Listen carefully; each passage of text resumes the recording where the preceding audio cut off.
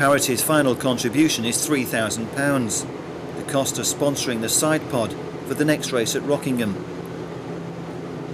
Team boss Bobby, meanwhile, is unaware of Adam's unsuccessful attempt to switch teams and his growing frustration.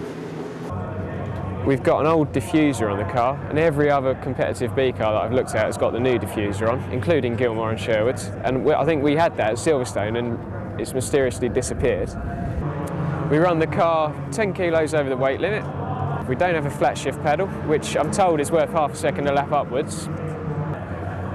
We don't try any new modifications on the car.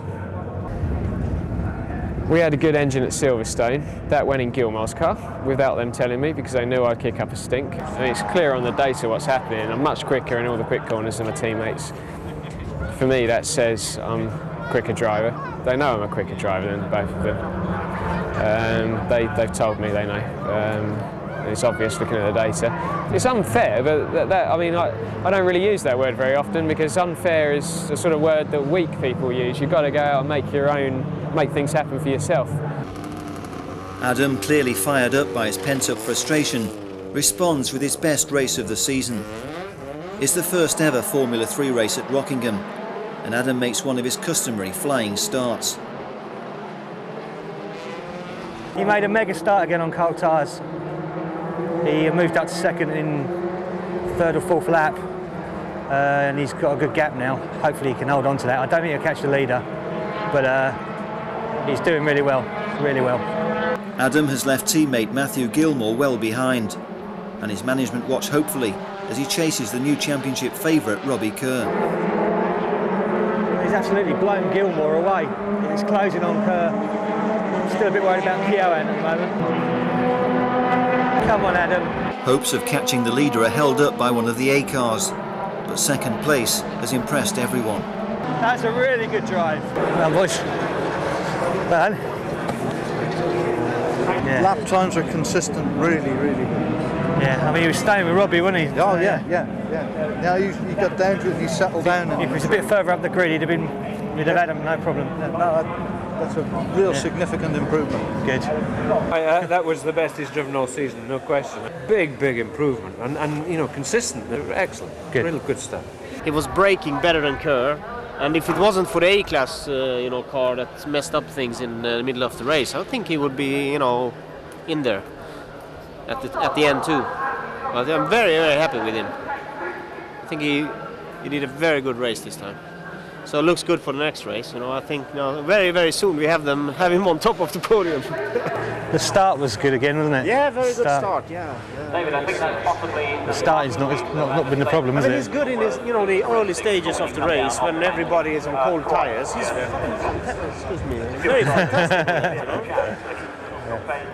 And I was pretty confident that he would do good today because of this little bit greasy conditions where you don't have that maximum grip. Yeah, it's always good. His car controls better. Exactly. Yeah. Always good when you don't have that maximum grip.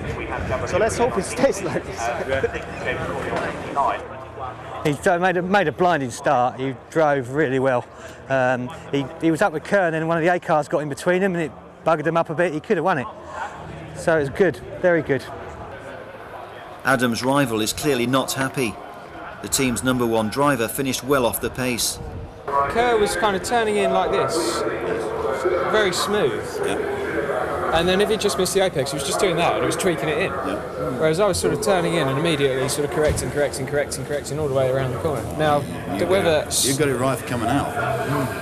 Although he's still not satisfied with the car or second place, Adam's mood is much more optimistic. That's what I've been asking for all year. The team's newfound confidence in Adam takes an unexpected blow when Bobby receives bad news about the engine data. Joachim from Spies here was going through the engine information from the race for Adam's car. We see a very, very big over rev, and there is a possibility that the cylinder head is damaged. Can't say now, because if he had to stop the car, he could look into the cylinder heads with a special instrument and we could measure it. But after so many laps, you can't do it. So the time is too short to do an engine change, so we just have to cross our fingers and hope that it will survive the race. But when it goes over 8,300 like it did now, it's a big chance of damage, internal damages in the engine. What's caused that? Is that the driver? Or? Yes, absolutely, it's the driver, yeah. He went from fourth gear, we think, to second gear instead of third gear, and he kept his foot full on the throttle all the time, so it's an enormous overrev. So that's definitely the driver. Yeah, for sure. He probably already knows he shouldn't do that, but it's a mistake, but yeah, happens. Meanwhile, success on the track is good news for the sponsors. It means more media coverage and more exposure for the car.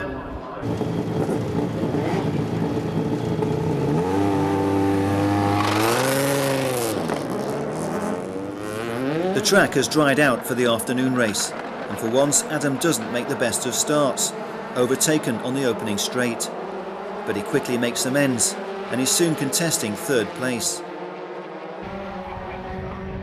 Once again he's leading teammate Matthew. It's another impressive performance. But Nick looks on in the knowledge that Adam is still not happy with his car. He phoned me up yesterday after qualifying, quite upset with things. Said that, you know, the car's still not right. And, you know, he's gone from 8th to 3rd in one lap on cold tyres.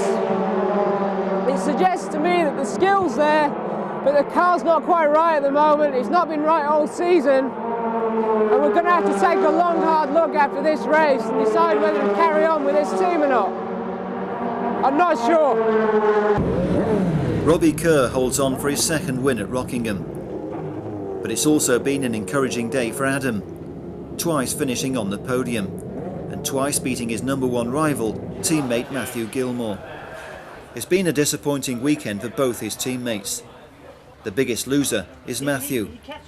For the first time he's lost the lead in the championship. Bobby's solution is to offer Matthew extra testing, something Adam has complained he hasn't had enough of.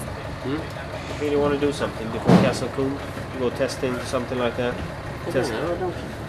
Because there is an opportunity in official test net. While Adam takes the podium with the new championship leader Robbie Kerr, Matthew contemplates his change of fortune. Hey, Lance on moments. Beam straight back to Ireland, you're going to get wet as well.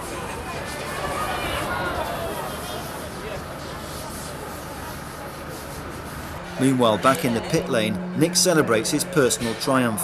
A photograph to prove he got the car sponsored by the former employer who gave him the sack. To be honest, I don't really get excited about finishing second or third. I mean, I'd rather do that than finish 4th and 5th, but only just. But the good thing was that he upset Gilmore again. Every time I beat him, he gets very upset and starts crying to the team. And as you got on camera, they're going to organise some testing for him. So hopefully we'll get in with that as well and make progress. And you know, I expect to be winning soon, whether it's in this car or another car or whatever. We should be.